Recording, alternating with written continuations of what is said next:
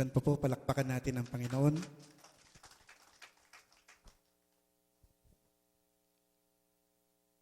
Glory to you, Lord.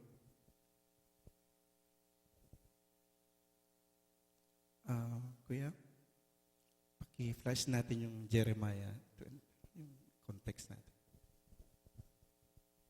29:11 to 13.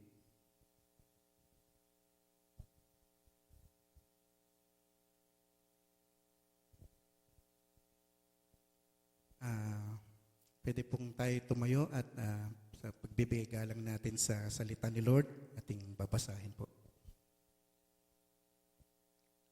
For I know the thoughts that I think toward you, said the Lord, thoughts of peace and not of evil, to give you an expected end. Then shall you call upon me, and you shall go and pray unto me, and I will hearken unto you.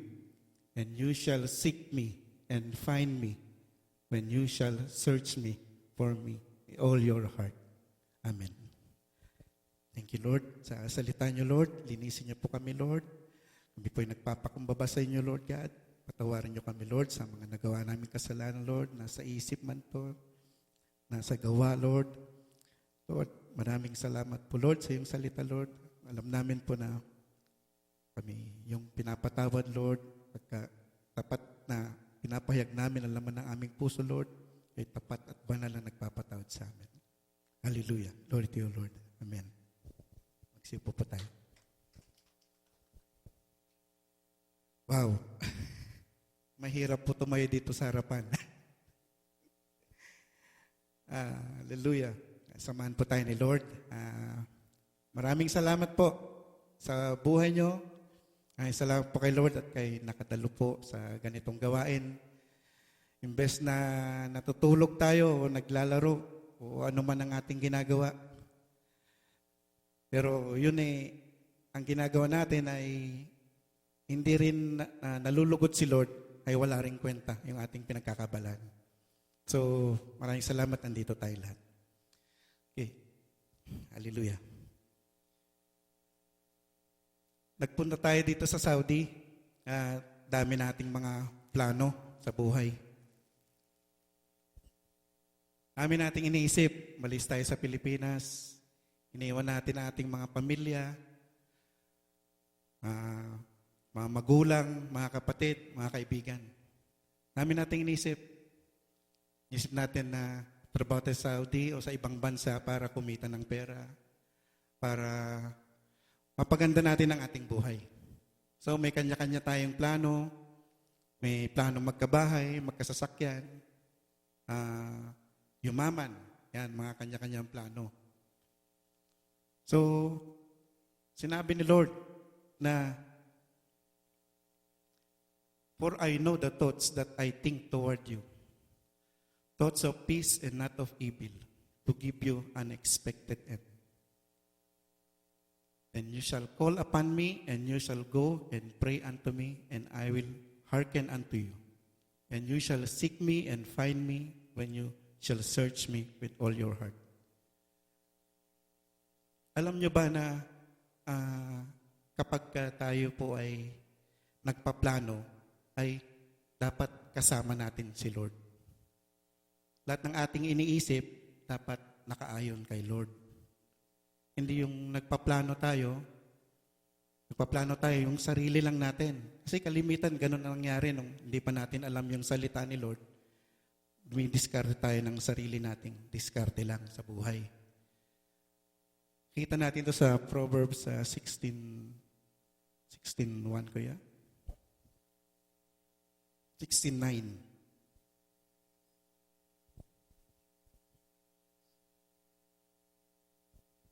Ayan po, makikita natin na yung puso natin, ang puso ng tao ay kumakatha ng kanyang lakad. Ngunit ang Panginoon ang nagtutuwid ng kanyang mga hakbang. So, makikita natin dyan na nagpaplano ka kung ano man gusto mo sa buhay. Pero kung ito ay hindi mo iniyumang sa Panginoon, ay hindi ho magaganap kung ano man yung gusto mo sa buhay. Lalo na't hindi ka humingi ng ng prayers, hindi ka nagpakumbaba kay Lord na o tumawag man lang kay Lord sa ating Panginoon, ay hindi niya aayusin ang iyong hakbang. Hindi niya lolobin lahat ng iyong mga gawain. Ako, noon po, nung nasa Pilipinas po ako, ang ginagamit ko po noon ay yung kung ano man yung napag-aralan ko. So, basa ako ng basa ng mga libro, ng mga libro na doon nga naubos yung mga kwan ko sa pagbilin mga libro na ginawa ng tao. Inutor ng tao. So, dumidiskarte ako ng sarili kong diskarte. Hindi ko alam na yun pala, ang ginagamit ko yung sarili ko lang. Hindi man lang ako tumatawag nung kay Lord. O tumatawag man ako pero hindi katulad na ngayon na alam ko na po yung pamantayan ni Lord na lahat ng ikikilos natin ay kailangan natin ay idasal natin kay Lord. Never na lumakad tayo na wala si Lord sa buhay natin. Kailangan natin talaga na nakadepende tayo lahat sa Kanya. Subukan yung humiwalay kay Lord. Kayo ay mapapariwara. Lalo kung hindi nyo alam ang salita ni Lord. Marami pagka noon, may mga taong nagiging kasama mo na nasa makamundo, hindi a-advisean kanila ng mga bagay-bagay na wala dito sa Biblia. Kung ano man yung na-experience nila, na akala nila tama na yon para sa kanila, ay yun ang sinusunod mo. Advisean ka rin ng yung magulang ng ganito ang gawin mo, ganito ang gawin mo.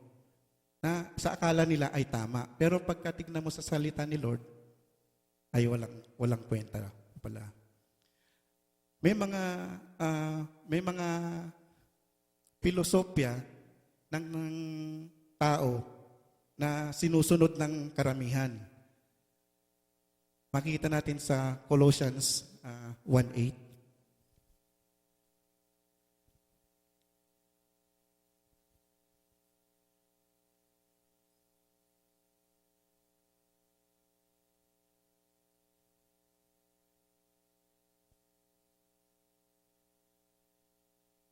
Colossians 1:18 ba yan?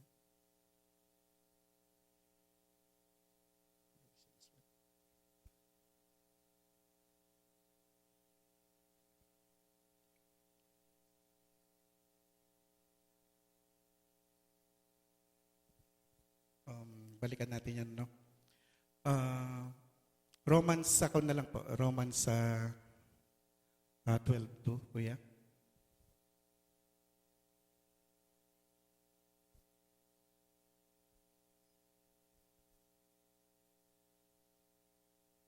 Yan po. Yan na lang po yung alternative natin. At huwag kayong magsiayon sa sanglibutang ito, kundi mag-iba kayo sa pamamagitan ng pagbabago ng iyong pag-iisip upang mapatunayan ninyo kung alin ang mabuti at kaaya-aya at lubos na kalooban ng Diyos. Yan po. Nung wala pa tayo sa salita ni Lord, tayo ay nakikiayon sa sanglibutan. Gustong-gusto natin yung, siguro nanonood kayo ng The Voice, American Idol, Pinoy Idol. Gusto niyang sumikat Yun ang pan natin. Katulad ni, for example, si Kuya Jun, gusto niyang sumikat, kakanta siya. Pupunta siya sa Pinoy Idol or The Voice. Tapos, kung papansin ninyo, pag nanalo ang isang tao, ang una nilang pinapasalamatan ay tao, hindi ang Panginoon. Pansin niyo yun. Ang naitataas po ay tao, at hindi po si Lord. So, pansinin niyo minsan yon pagka nanonood kayo ng mga parangal, may mga fiesta dyan, unang itinataas tao. Yun pa man, hindi na niloloob ni Lord yung mga ganong mga gawain ng tao. Dahil kailanman, dapat ay si Lord ang uunahin natin sa ating buhay. Yan. Kahit na Kahit na ikaw na yung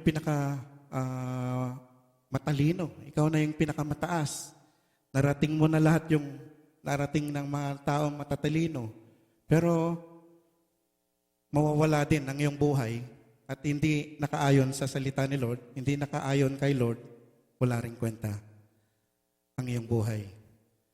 Karamihan sa mga kwan, pagka dumadalo kami sa mga convention, makikita namin, andyan yung mga naglalakihang mga engineer, mga architect, pinapakita nila yung mga ginagawa nila na gaano kalalaki na project yun.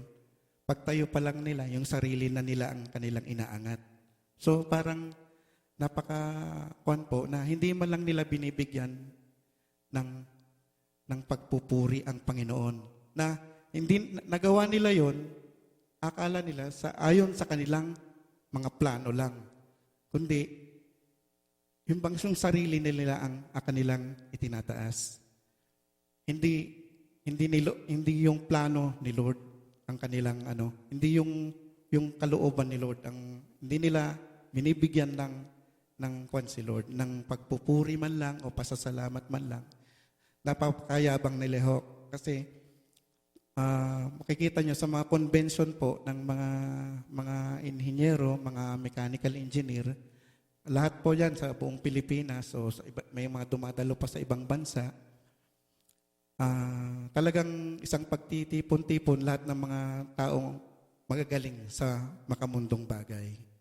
Na akala nila, yun na ang kanilang buhay na pag successful ka na sa buhay dito sa lupa, ayun na yun, wala na yung final na hahantungan ng kanilang buhay.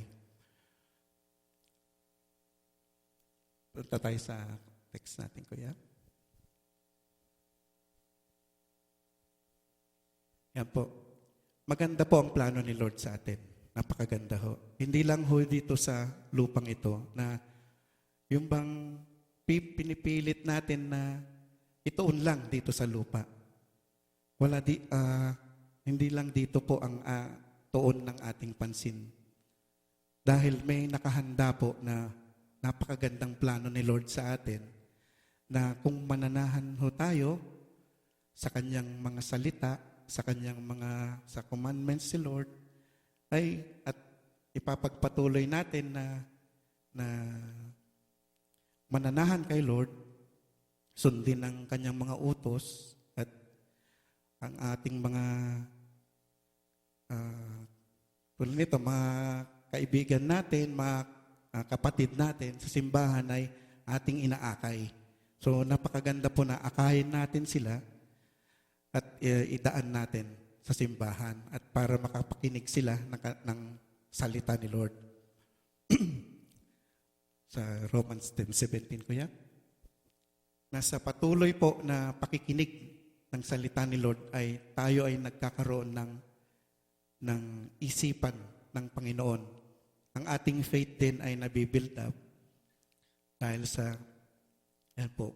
Kaya ang paniniwala ng gagaling sa pakikinig at ang pakikinig sa pamamagitan ng salita ni Kristo. Wala na pong iba ho na na hindi yung kung ano man yung napag-aralan nyo, kwan lang po yan, temporary lang po yan. Na ang ating faith ay nare-reinforce sa ating pakikinig ng salita ni Lord. No other way po. And then, hindi rin natin mapiplease pala si Lord kung wala tayong faith. Makikita natin to sa Hebrews 11:6. Importante ho na meron po tayong faith sa ating Panginoon po. Napaka-importante ho yun. Yan po, basahin po natin po, no? At kung walang pananampalataya, ay hindi maaring maging kalugod-lugod sa Kanya. Sapagkat ang lumalapit sa Diyos ay dapat sumampalatayang may Diyos. At siya ang tagapagbigay ganti sa kanyang nagsisipaghanap. Yan po. Minsan, kalimitan kasi, nagdadoubt ho tayo na imbes na magdasal ho tayo at tayo'y magpakumbaba, humingi ng guidance kay Lord, inuuna natin nagdadoubt. napakahirap po yun yung nauuna yung doubt natin, ayaw ho ni Lord na nagda-doubt tayo. Hindi natin siya na-please. Subukan nyo ho na, di ba, bago kayo nagpunta rito sa Saudi, bago kayo nagpunta dito, ay katakot-takot na dasal po ang ginawa nyo. Ako po, sabihin ko sa inyo, nagsimula akong mag-apply 2010. Nakarating po ako dito, year 2000 po. Nakarating na lang po ako dito year 2010. Ang tagal po, no? Siguro kayo kwan lang, ang bilis yung may nag-apply dyan ng ilang buwan lang, ilang linggo lang na-aprobahan agad. Pero ako noon po talagang iniisip, nagkwan po ako kay Lord noon, Lord, bakit ang tagal po ang tagal po ng nakailang resume na padala. Gusto ko nang sumuko noon. Hindi ko rin alam kung bakit Saudi ako madadako. Pero dito pala, dito ko matatagpuan ang simbahan din na niloob ni Lord na patuloy ho na sa pamamagitan po ni pastor na nagbibigay encouragement, nagbibigay po ng itong pagtitipon na ganito po, Lord, ay na-reinforce po yung aking faith. Marami po akong natutunan na wisdom na galing sa salita ni Lord pero marami pa po na kailangan pa nating matutunan sa salita ni Lord. Kasi nasa 700,000 words ang nasa Biblia. Hindi lang tayo titigil na magsaliksik talaga na pagka pinabayaan natin ang salita ni Lord ay tayo ay magpe-perish. Sabi nga na sa Hosea 4:6, pag nawala tingnan muna natin po sa Hosea 4:6.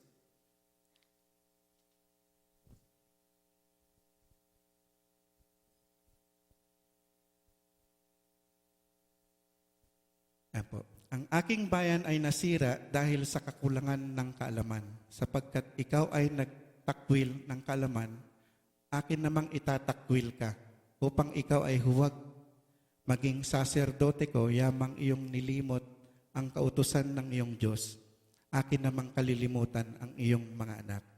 So napaka-importante po na tayo ay magkaroon ng kaalaman sa Biblia, sa salita ni Lord. Ako, aminin ko po, hindi ko alam ang salita ni Lord, ang dami kong kapalpakan sa buhay. Ang dami kong kapalpakan na kung minsan talagang iniiyak ko yan, na wala po akong kwenta, Lord, sabi ko. Para bang andun yung ko na walang kwenta yung buhay ko. So, humingi po ako ng tawad kay Lord na bigyan pa ako ng pagkakataon. Na siguro ito na po yung pagkakataon din na kasi kung ako lang po, hindi ko maiaayos yung buhay ko. Hindi ko maiaayos yan. Hindi ko na isa-isahin yung mga nangyari sa buhay ko. Pero apart from our Lord, apart from God, we are nothing.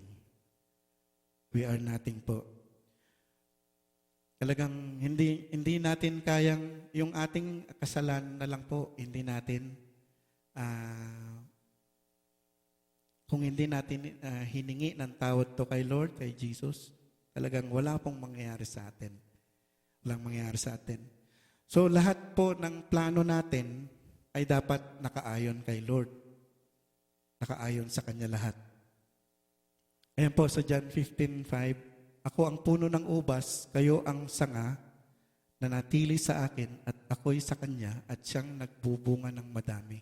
Sapagkat kung kayo'y hihiwalay sa akin, ay wala kayong magagawa. So yun po ang nangyari sa akin. Walang nangyari sa mga plano ko sa buhay noon.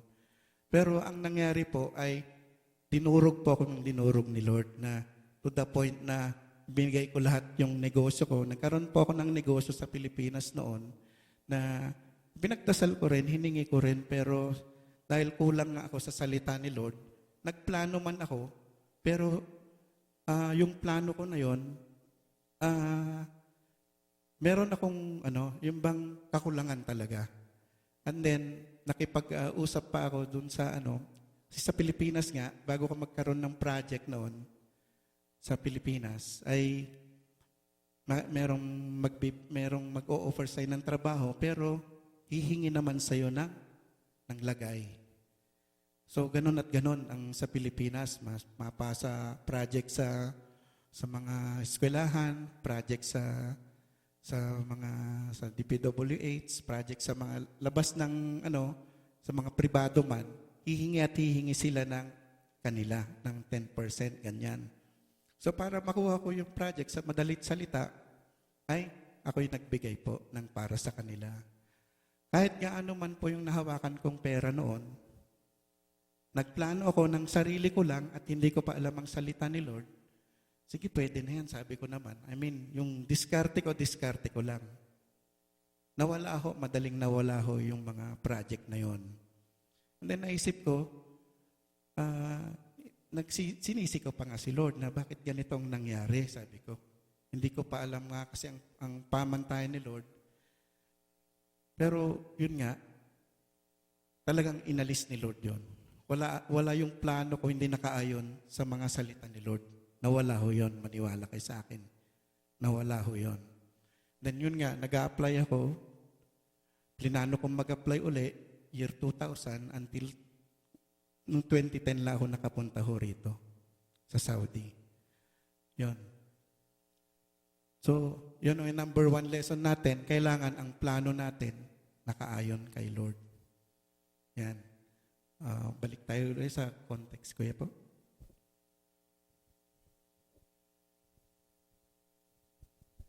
Yan. Si Lord, alam na ang ating pag-iisip. Alam niya na yan. Alam niya na ang future natin. Nakahanda na yung future natin. Alam niya na yan. Advance po si Lord. Napaka-advance niya. Iniisip pa lang natin, alam niya na kung saan tayo tutungo. Alam niya na. Kasi makikita natin sa Isaiah 55, 8 to 9,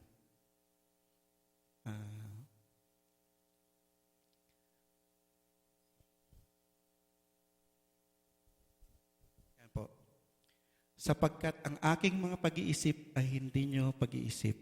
Ang inyong mga lakad ay aking mga lakad, sabi ng Panginoon. Sapagkat kung paano ang langit ay lalong mataas kay sa lupa, gayon ang aking mga lakad ay lalong mataas kaysa sa inyong mga lakad, at ang aking mga pag-iisip kaysa sa inyong mga pag-iisip. Yan po. Makikita natin dyan na ang pag-iisip ni Lord ay talagang hindi natin pag-iisip. Siya nga yung may gawa ng universe, ng buong mundo. Makikita natin to sa John 1:1, John 1:1 to 4, pero natin titingnan po na kasama po ni Lord, ni God, si Jesus Christ ng creation po. Yan. Si Jesus Christ ay noon andun na nung creation. At siya yung reason din kung bakit na-create ang buong mundo. Ang buong universe, siya ang tagapagmana rin ng buong mundo. Kaya tayo ay wala tayong pwedeng ipagmalaki kay Lord. Wala tayong yung inaasam natin na mga bagay-bagay, ng mga plano natin na ganyan, ay kung hindi yun niloob ni Lord, hindi yun nasa plano ni Lord, at di mo itinawag, pinagdasal, pinagpakumbaba kay Lord, ay wala hong mangyayari. Yun.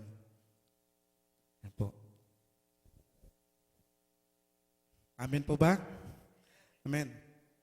Balik tayo sa context, kuya.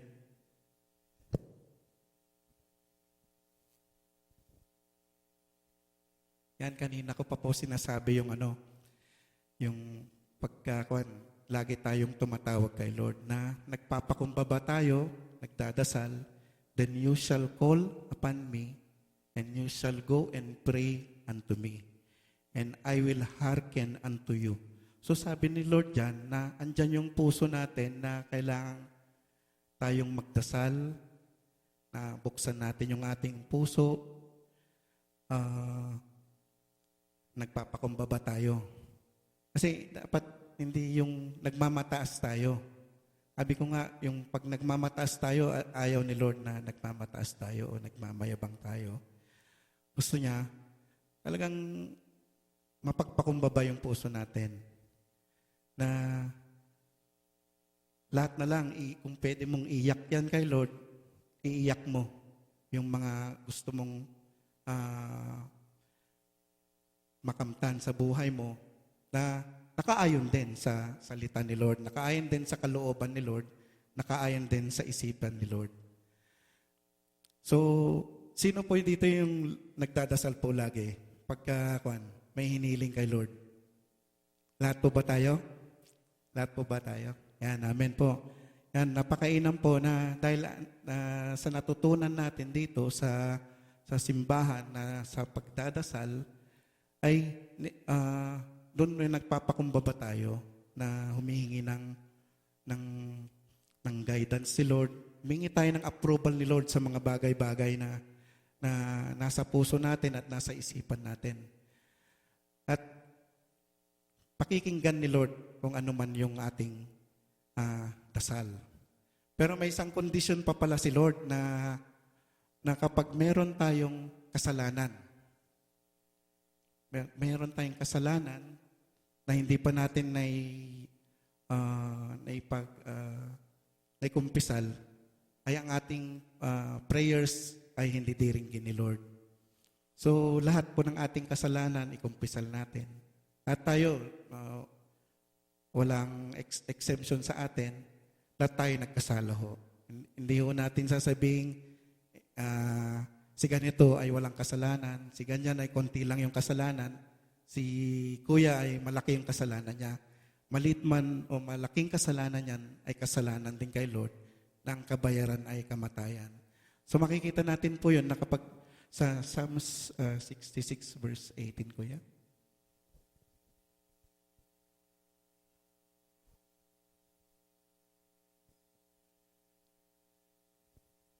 Yan po. Kung pinakundangan ko ang kasamaan sa aking puso, hindi ako diringgin ni Lord.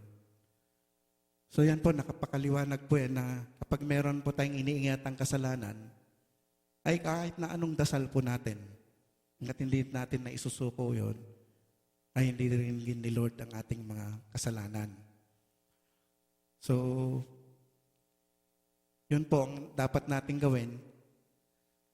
Magdasal po tayo kay Lord, hingi natin ang kanyang kapatawaran, i-declare natin lahat, i-open natin lahat, magpalinis tayo lahat kay Lord, para makalapit tayo sa Kanya ng buong puso at Kanyang loloobin ang ating mga dasal. Yan po. Amen. Hallelujah. Kaya balik tayo sa context natin.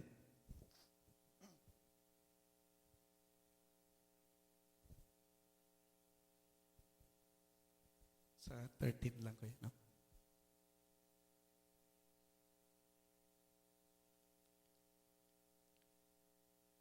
For I know the thoughts that I think toward you, said the Lord, thoughts of peace and not of evil, to give you an expected end. So, tingnan po natin yung thoughts of peace. Yan. Sinabi ni Lord sa John 16:33, tingnan ulit natin ko yan, no?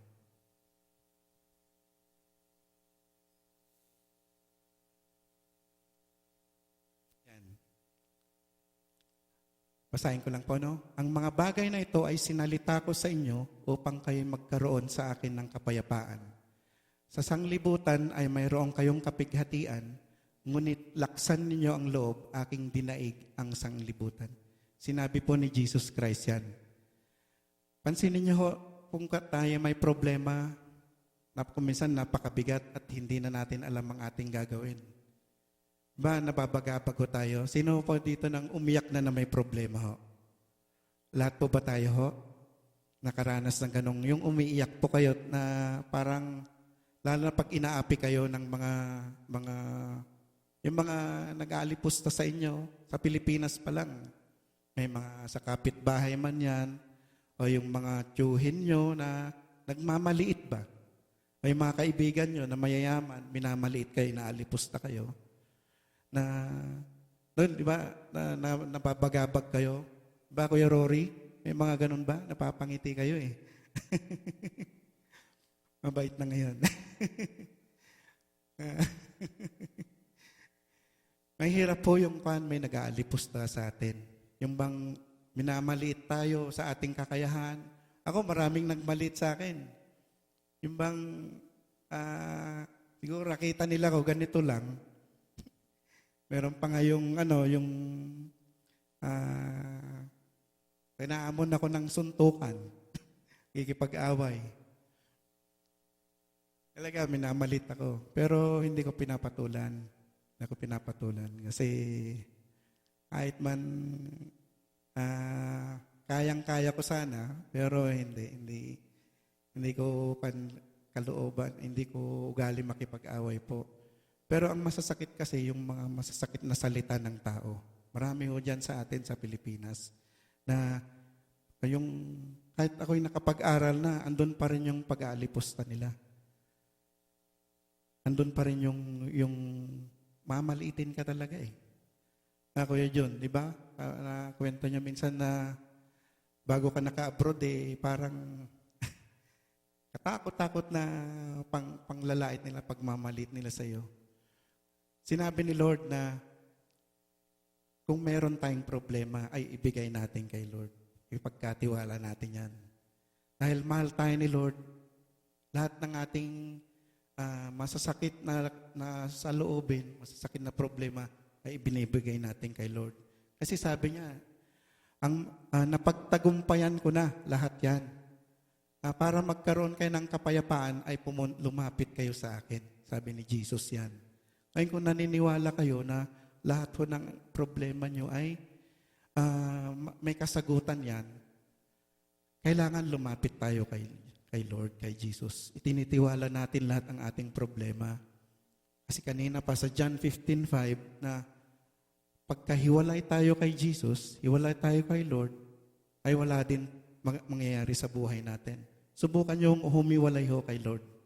Humiwalay ho sa kanyang salita, wala hong mangyayari sa inyo. Kasi hindi natin kaya ang ating buhay na tayo lang. Kailangan natin si Jesus Christ na ating tagapagligtas. At siya rin yung naglilinis ng ating mga kasalanan. Hindi natin kaya na tayong humarap sa ating Ama, na kanyang Ama, without Jesus Christ na magre-represent sa atin. Lagi si Jesus Christ. So, siya yung rason kung bakit din na-create ang mundo. Siya ang tagapagmana. Siya ang nagtatanggal ng ating kasalanan. So, ang kapayapaan ay nakakamtan natin kay Jesus. Makikita natin to sa John 14:6 na si Jesus Christ ay the way, the truth, and the life. Yan po, siya ang daan at ang katotohanan at ang buhay. Sino man ang di makaparoon sa Ama, kundi sa pamamagitan ko. So hindi tayo kahit na anong padrino ang gawin natin, kahit na yung pinakamatataas na hunahari sa lupa, ay wala pa rin. Kahit na barkada mo na yung pinakamamayamang tao, kahit magbigay ka ng maraming pera o ihandog mo yan sa pero kung hindi mo tinanggap si Jesus Christ na siya yung tagapagligtas, siya yung Savior mo, siya yung mediator, kasi yun nga, siya ang daan. Kaya sabi ko kanina nga, nung una pa man, dumidiskarte ako ng daan ko. Gumagawa ko ng sarili kong daan. Pero yung daan na yon, wala ako kay Jesus noon. Diskarte ko lang. Nawindang ako sa buhay ko. Nawindang ako. Pero si Jesus Christ, sabi niya kanina, nasa Kanya na ang peace. Nasa Kanya ang daan ng katotohanan at ang buhay. At ang sino man ang makaparoon sa Ama, kung hindi sa pamamagitan niya, hindi tayo makakadirekta sa Panginoon. Na Kanyang, si God po, hindi tayo makakadirekta sa Kanya. Makikita pa natin to sa 1 Timothy 2:5, Kuya.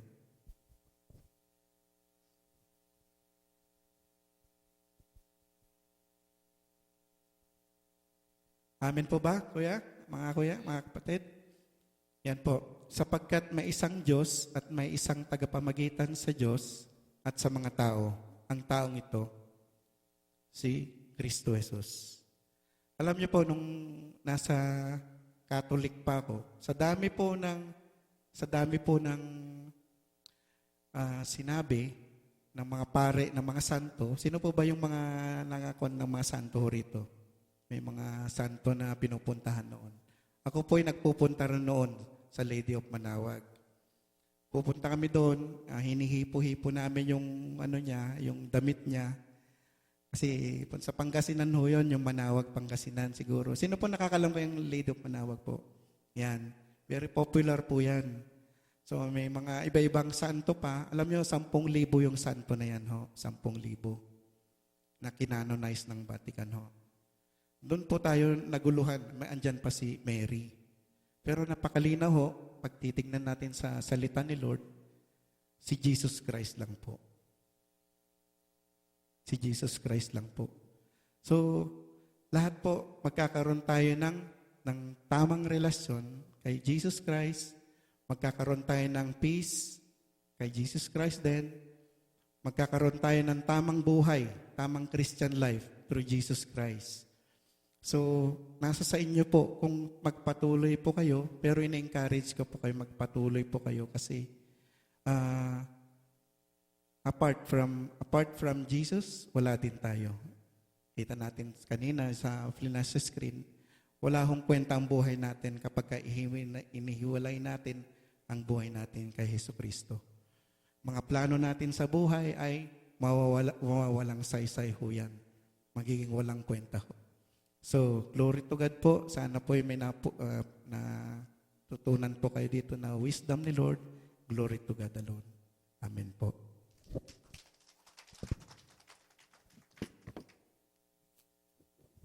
Glory to God. Palapakan natin ang Diyos sa buhay ni Kuya Alan. Jeremiah 29 verse 11, "For I know the plans I have for you, says the Lord. Plans to prosper you and not to harm you, to give you hope and future, says the Lord." Amen? Bago dumating yung salitang ito kay Jeremiah at ang buong Israel, inalaw ng Diyos sa buong Israel na sila ay makaranas ng captivity sa kamay ni Nebuchadnezzar, hari ng Babylon. Amen? Bakit inalaw ng Lord yan sa buhay nila? Sapagkat mahal niya ang bayan ng Israel. Mahal niya ang kanyang mga anak. Dahil sila ay laging nakakalimot sa kanya, inalaw niya na sila ay mapanis. Ano ba yung mapanis? Hindi mapanis na ano. Kundi paluin. Amen? Yun po yung pamamalo ng Panginoon. Amen? Sa mga Israel. Kaya inilaw ng Lord na sila ay madakpi, hamakin ng Babylon sa magitan ng kingship ni Nebuchadnezzar. Amen? At hindi lamang yun, mga kapatid. Sabi doon sa verse 10 ng Jeremiah 29, this lasted for about 70 years. Meaning to say, ipinapakita ng Diyos na pag ikaw ay pasuway sa Panginoon, hindi ka sumusunod sa plano niya, you will suffer for a lifetime. 70 years signifies a lifetime. Our life is designed for 70 years. In Psalms chapter 90, verse 10 to 11, our life is 70 years. Kung lalagpas pa yan, bonus na mga kapatid, but the effectivity of life, a normal life of man, is 70 years. That is why when God says to them, He allowed that for 70 years in the life of these Israelites to suffer in order for them to go back to God. Amen? Ipinapakita ng Panginoon sa buhay natin na once ikaw ay wala sa Panginoon, you will suffer. And I experienced that, and you experienced it, I believe. Amen? Nung tayo pa'y wala pa sa Panginoon, dumating tayo sa point na, wow, I lost everything in my life. Marahil, ikaw ay tumanggap sa Panginoon, nung balik sa Panginoon, anong edad ka? Yung edad na yon from birth until that time na ikaw ay ipinanganak muli o tumanggap ka sa Panginoon, nung balik sa Panginoon, makikita mo, para bang sinasabi mo sa buhay mo, what a wasteful life. Amen? Parang naghinayang ka, bakit sa haba ng panahon, ikaw ay hindi tumugon sa Panginoon. Amen? Kaya nga, ito po yung mensahe ng Diyos sa mga Israelites, that God allowed it to punish them under the kingship of Nebuchadnezzar for them to be awakened and go back to God. Amen? God is emphasizing here that once you are not in the Lord, you will suffer a lifetime. Your life will be useless if you are not in the Lord. Amen? That is why in verse 11, for I know the plans I have for you, says the Lord, a plan to prosper you and not to harm you, to give you hope and future. If God is saying to us, to all of us, He knows the plan for us. He knows it. He knew beforehand. Amen? Before you come up in this world, God knows it. Even the number of your hair, He knows it. Amen?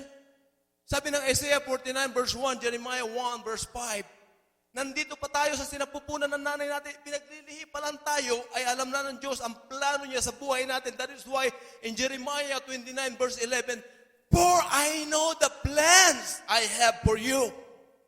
If you know the plans of God, if God knows the plan and you believe that God knows the plan for your life, and you know also the way how you will be able to know and experience that plan of God in your life, why don't we obey Him? The only solution to know the plan of God in our life is to obey Him. Ipinakita ng Panginoon, kung babasahin mo yung book of Jeremiah, chapter 29, ipinakita ng Panginoon na pag ikaw ay hiwalay sa Diyos, wala kang Diyos, wala kang pagsunod sa Diyos, mababaliwala ang buhay mo. Amen? Sayang ang mga panahon na wala ka sa Panginoon. Sayang yung kayamanan na ikinatiwala ng Panginoon sa buhay mo na misuse. Amen? Sayang yung mga pagpapagal mo na wala ka naman sa Panginoon. Sayang yung mga pinakatiwala ng Panginoon na nasa iyo, pera man yan, ano man yung bagay sa buhay mo. Sayang kung ito ay hindi mo ipinagkakaloob sa Panginoon. Amen? Even at this present life that we have a job, we have a life, we have almost everything.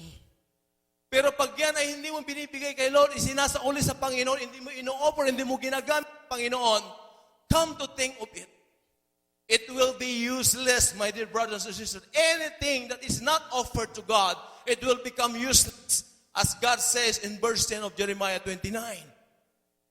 Amen?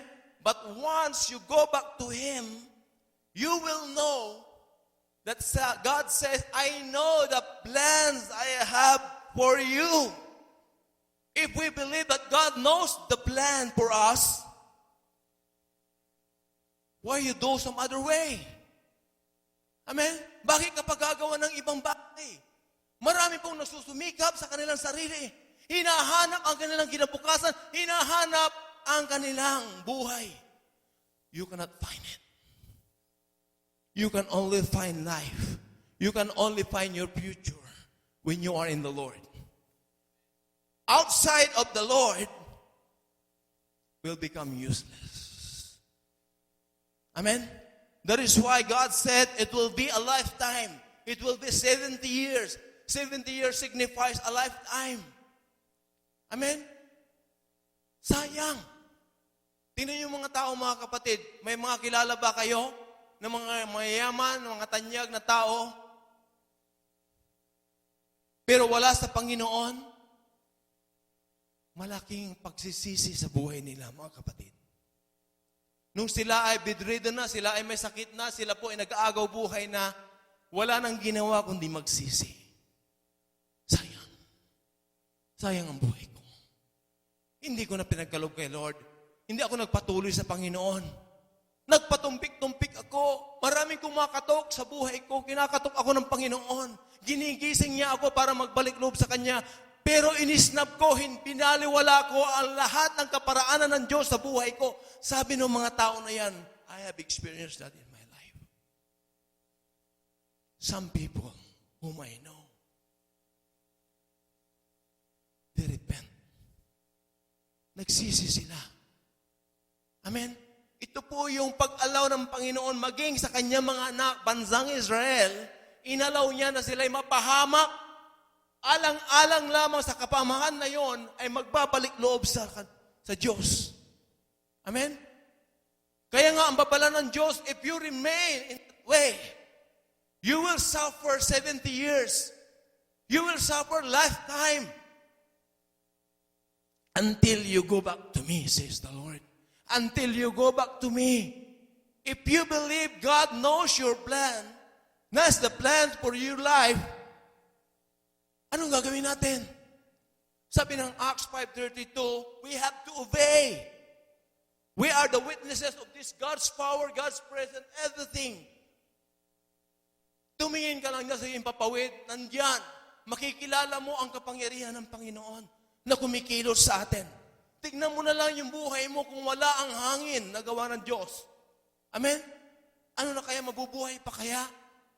Ito na lang yung pagpapahayag ng Diyos ng kanyang kapangyarihan sa buhay natin.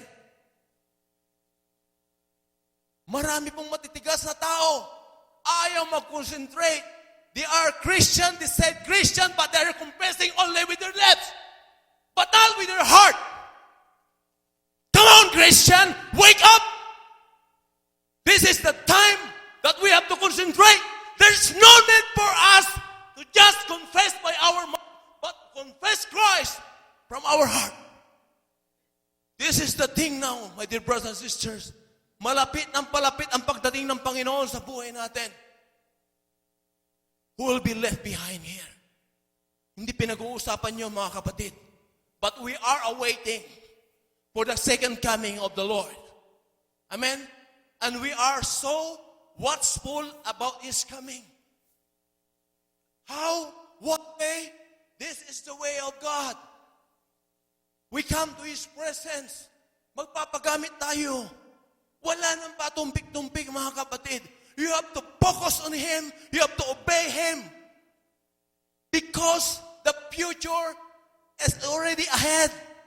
God knows, anticipated by God already. Amen?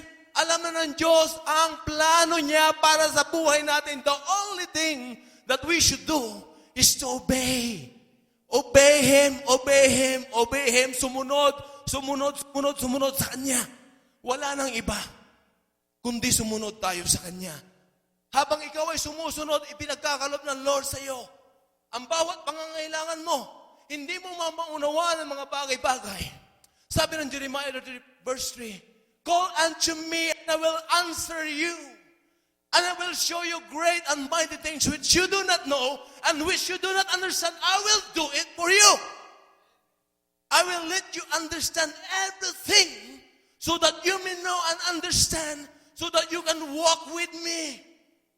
But the point here, the very key here is that obedience to God.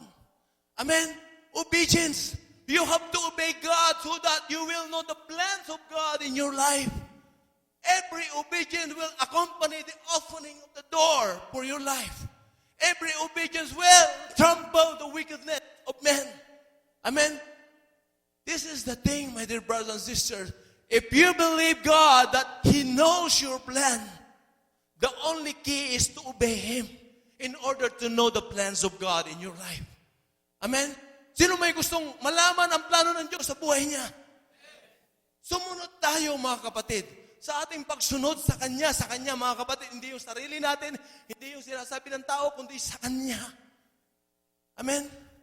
Kung gusto mong malaman ang plano ng Panginoon, sa Kanya ka magtiwala, sa Kanya Dahil sa Kanya ka dumipende.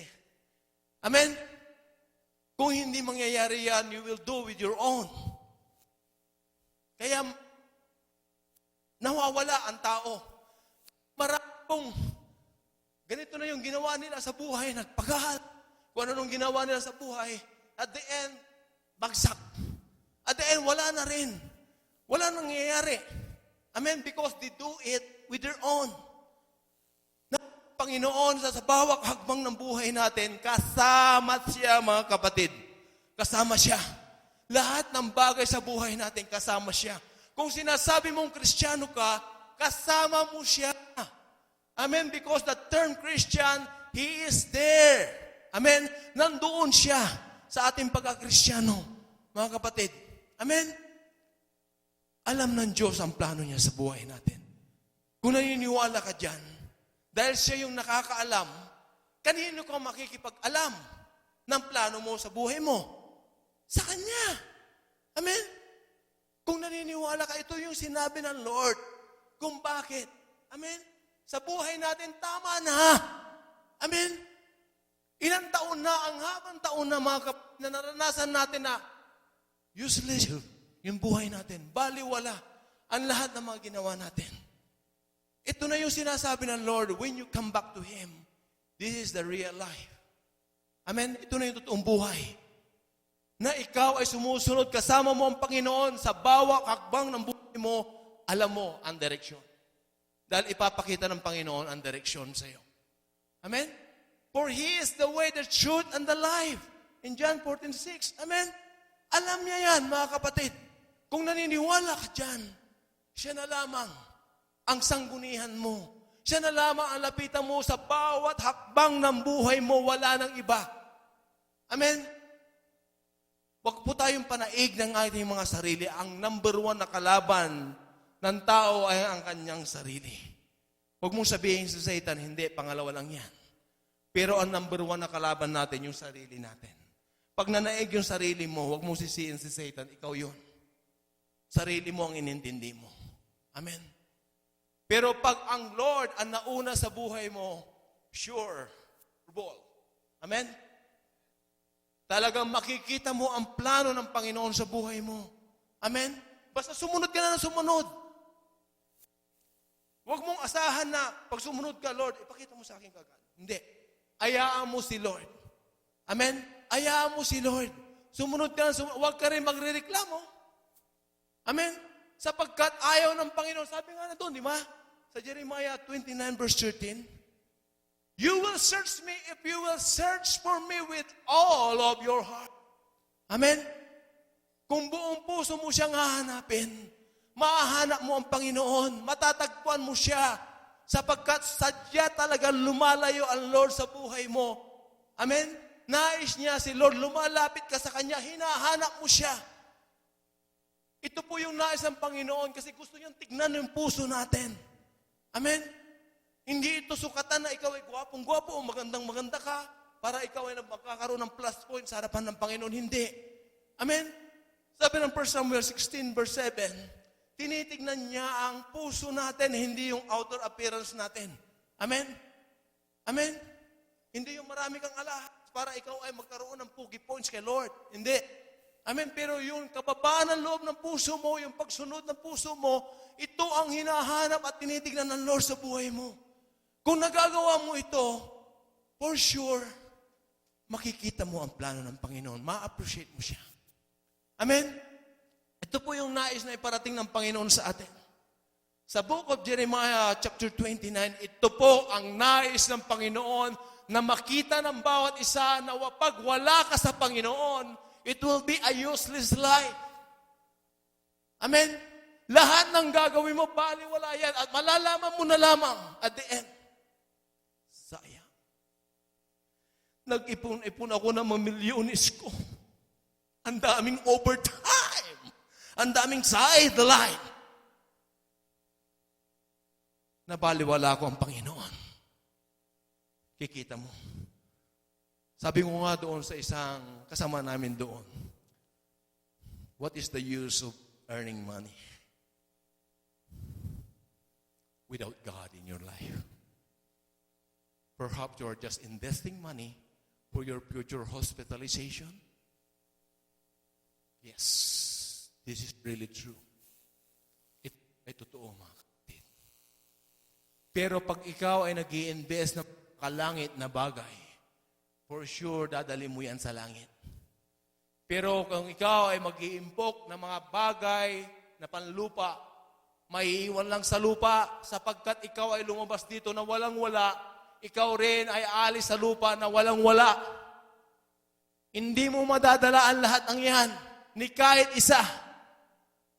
Hindi mo madadala. By now, mga kapatid, magpalakas na tayo kay Lord. Amen? Para sa ganoon, sa ating pagsunod sa Kanya, unti-unti niyang ipapakita ang Kanyang plano sa buhay natin. Di ba napakasarap ng buhay, mga kapatid, na nakikita natin ang plano ng Panginoon? At ang plano niya, sabi niya, I will prosper you, I will not harm you, says the Lord. Amen? Prosperity pala yung pangako ng Lord. Prosperity pala yung buhay na plano ng Panginoon sa buhay natin. Kung susunod ka sa Kanya. Amen? Kung susunod ka sa Kanya. Pero pag hindi ka sumunod, ito po yun. For lifetime, ito po yung mararanasan mo. Amen? Sayang. Marami tayong kilala. Mga nakakatanda sa atin, milya-milya. Amen? Good na. Amen? Sayang. Mayayaman. Pero nasaan ang kayamanan nila? Tingnan mo, oh. Di ba? Pero ang Kristiyano na sumusunod sa Panginoon, wala pa akong nakitang pinahirapan ng Lord. Amen?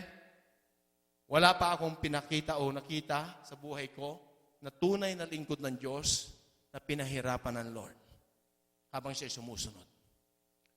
Sabi ng Psalm 37 verse 25, sa buhay ni Haring David, sabi ni Haring David, mula nung ako'y bata pa hanggang tumanda, wala pa akong nakitang tunay na lingkod ng Diyos na pinabayaan ng Diyos at ang kanyang mga anak ay namumulubi. Amen? Wala. Itong planong ito, itong pangakong ito ng Panginoon, magaganap ito sa lahat ng sumusunod sa Kanya. Amen? Maging ang ating mga anak o future na anak, mga kapatid, na hindi pa lumalabas. Sila po ay hindi magpapalimos. Ibig sabihin, mayroon silang prosperity sapagkat inumpisaan mo sa buhay nila. Amen? Ito po yung investment, mga kapatid. Nagtatanim ka at mayroon kang ani in the future. Amen? Which is, ito po yung kaganapan na mangyayari sa buhay natin, na uumpisaan natin upang sa ganon, mayroong mamana yung susunod na henerasyon. Kung huminto ka ngayon na sumunod sa Panginoon, paano na kaya yung susunod na henerasyon? Paano na yung anak mo? Ito rin po yung isang dahilan kung bakit tayo patuloy na sumusunod sa Panginoon. Kaya by now, mga kapatid, magpalakas na tayo. Kung alam ng Panginoon ang plano niya sa buhay mo, siya pala yung nakakaalam, siya pala yung gumawa ng plano ng buhay mo. Kanino ka maninindigan? Kanino ka susunod? Kanino ka aasa? Kanino ka hihingi ng karunungan, hihingi ng kaliwanagan, hihingi ng bawat hakbang mo sa buhay? Kay Lord. Amen? Sa lahat ng sumusunod sa Kanya, ipinagkakaloob ng Panginoon, sabi ng Acts 5:32. Ipinagkakaloob ng Panginoon sa lahat ng sumusunod sa Kanya. Sino pong gustong sumunod sa Panginoon? Kayo po tumayo. Amen? Glory to God.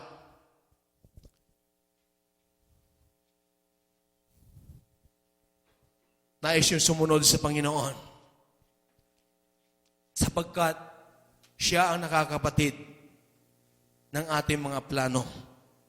Siya ang nakakapatid ng ating hinaharap, yung ating future. Siya ang nakakapatid ng ating buong buhay.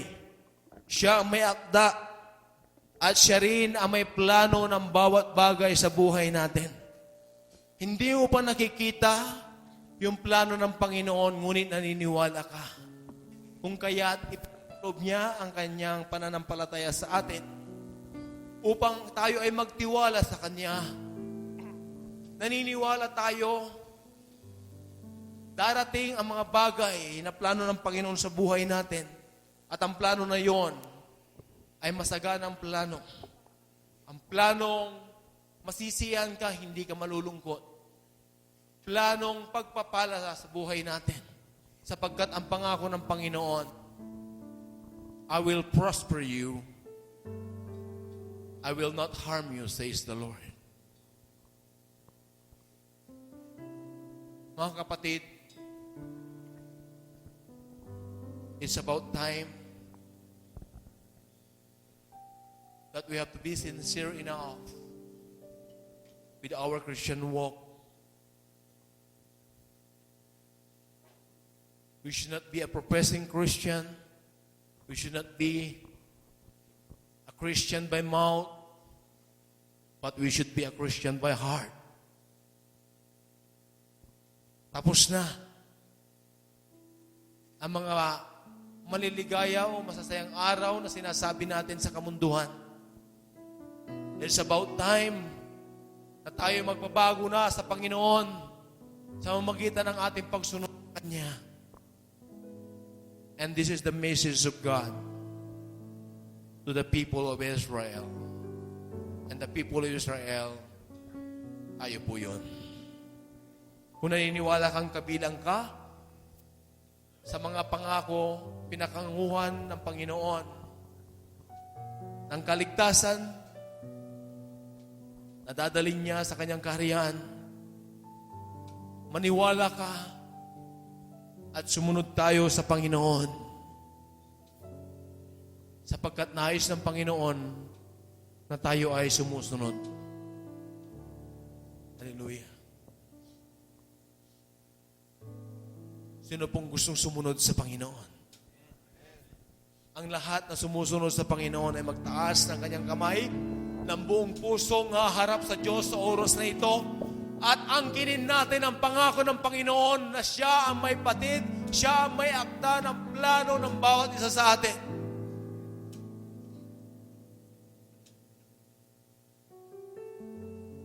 Panginoon, bless the life of those people, O God, to raise their hands as a sign, O God, in believing that you are the author of our plans. Panginoon, i-bless mo ang kanilang mga buhay. Tulungan niyo po sila, Panginoon, na sumunod sa iyo. Mahirap, Panginoon, na sumunod sa iyo kung sa amin lamang. Pero pag ikaw, Panginoon, alang-alang sa iyo, napakadali pala, Panginoon. Dahil, Lord, pag gagawin namin ang isang bagay na pagsunod sa iyo, lilimutin namin ang aming sarili. Makakasunod kami, Panginoon. Lord, turuan niyo kami, Panginoon, na God, na hindi manaig ang aming mga sarili, kundi ikaw na manaig, Panginoon, sa bawat hakbang ng aming pagsunod sa iyo. Sa umpisa, napakahirap. Makakaranas ka ng pain. Ngunit, pag ikaw ay sinanay na ng Panginoon, lalakad ka ng sumusunod sa Panginoon na nakangiti, na may kagalakan, na may kapayapaan, na hanggang mamaya ikaw ay aakay na, magpapatotoo na sa mga raming tao, na napakasarap pala maglingkod sa Panginoon. Napakasarap pala magpuri sa Diyos. Napakasarap palang kasama siya sa buhay.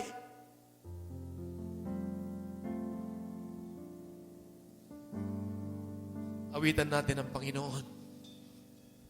At habang inaawit natin to, tunay na napakabuti ng Diyos At napakasarap magpuri sa Kanya. Namnamin natin ang banal na presensya ng Diyos. At habang inaawitan natin siya, lumangoy tayo sa presensya ng Panginoon at namnamin natin ang bawat pagkilos ng banal na Espiritu sa lugar nito.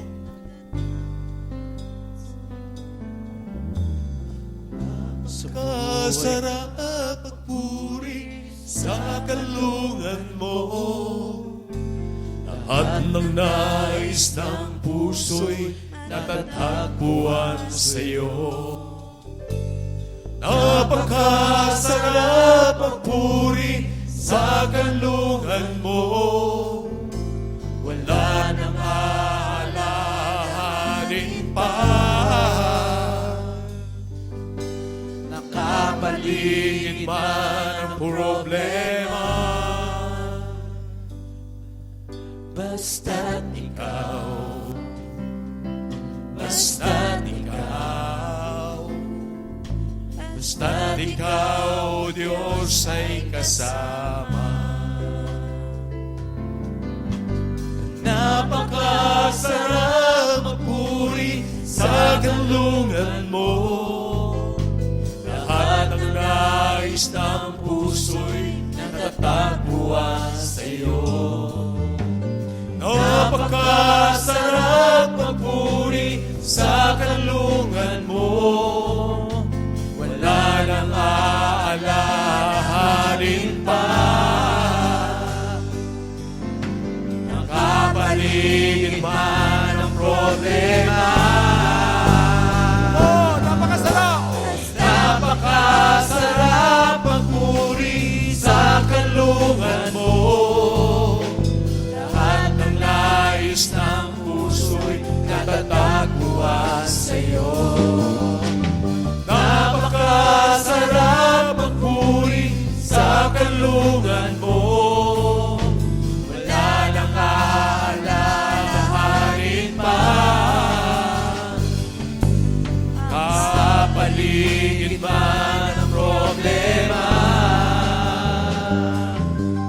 Basta't ikaw, basta't ikaw, basta't ikaw, Diyos ay kasama. Salamat po, Panginoon. Salamat, Panginoon, sa salita mo, O God, na amin pong narinig sa gabing ito. Mangyari, O Diyos, na maging sariwa ito lagi sa aming buhay. Lord, manahan lagi sa buhay namin, Panginoon, na iyong plano sa buhay namin, Panginoon, ay upang larin kami. Para gabayan kami. Para, Lord, pagyamanin kami sa lahat ng bagay, Panginoon. Lord, ayaw mo na magkaroon kami ng puso na handang sumunod sa iyo. Panginoon, na ikaw lamang ang hahanapin namin sa aming buhay. Puso, Panginoon, na handang sumunod sa iyo lagi, Panginoon. Ano man ang panahon, ano man ang sitwasyon, ano man ang oras, Panginoon.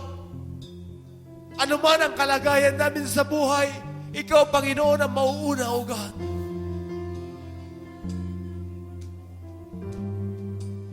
Salamat, Panginoon. Salamat, O God. Salamat sa banal mong plano, Panginoon, sa buhay namin. Napakaganda pala, Panginoon, ang plano mo sa buhay namin. At nananamnam, Panginoon, namin habang kami ay sumusunod sa iyo, Panginoon. Napakasarap, Panginoon, ng plano mo sa buhay namin. Napakasarap ng buhay na sumusunod sa iyo. Napakasarap, Panginoon. Namnamin, Panginoon, na kasama ka. Na makaulayaw ka, Panginoon, sa tuwi-tuwi na, O God. Napakasarap, Panginoon, na kasama ka sa buhay namin. Na sa lahat ng bagay, Panginoon, ikaw at ikaw pala ang lugar. ang patuloy, Panginoon, na mananaig sa buhay namin. Salamat, Panginoon. At ang lahat na niniwala sa Kanya, minsan pa, ay magsabi na, napakasarap magpuri sa kanlungan mo. Lahat ng nais ng puso'y natatagpuan sa iyo. Napakasarap magpuri sa kanlungan mo. Wala nang aalalahanin pa. Nakapaligid man ang problema. Napakasarap magpuri sa kanlungan mo. Lahat ng nais ng puso'y natatagpuan sa iyo. Napakasarap magpuri sa kanlungan mo. Wala nang aalalahanin pa. Kanino? Napaligid na ng problema. Basta't ikaw. Basta't si Lord ang ating sinusunod. Basta't ikaw. Basta't ikaw, O Diyos, ay kasama. Basta't ikaw. Basta't ikaw. Basta't ikaw. Basta't ikaw. Basta't ikaw. O Diyos, ay kasama. Hindi kami matatakot, Panginoon, sa buhay na ito. Dahil alam namin kasama ka namin, Panginoon. At sasamahan mo kami, O God, sa bawat parte ng buhay namin. Saan man dadako, Panginoon, Lord, alam po namin kami dinadako mo dahil mayroon kang layunin, Panginoon. Ano man ang gawin namin, Panginoon, sadya, Panginoon, na nais mong gawin namin, O God, dahil kasama ka namin, O God. Salamat, Panginoon, dahil ikaw ang may akda ng bawat bagay sa buhay namin. Salamat, Panginoon, dahil binuksan mo ang aming buhay upang sumunod sa iyo, upang ikaw ang aming tangkilikin sa buhay namin. Lord, salamat sa pagpapahayag, Panginoon, ng iyong salita. Na patuloy namin, Panginoon, nalalaman, nababatid, Panginoon, ang tungkol sa iyo. Lord, salamat. Salamat sa buhay na pinagkaloob mo, Panginoon, na kinatiwala mo sa buhay namin. Mangyari po, O Diyos, ang aming ulo ay iaalay namin sa iyo. Ang aming kamay ay maiaalay namin sa iyo. Ang aming mga paa ay maiaalay namin sa iyo. Ang aming, Lord, buong kasatauhan, Panginoon, ay maiaalay namin sa iyo. Ang aming mga wallet, Panginoon, ay maiaalay namin sa iyo. Ang aming mga trabaho ay maiaalay namin sa iyo. Ang aming mga pamilya, Panginoon, maiaalay namin sa iyo.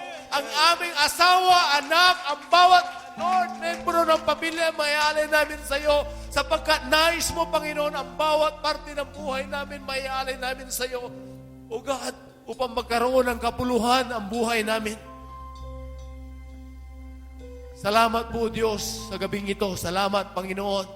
At ang lahat na nagpapasalamat at nag-offer ng kanyang buhay sa Panginoon ay magsasabi na, Amen.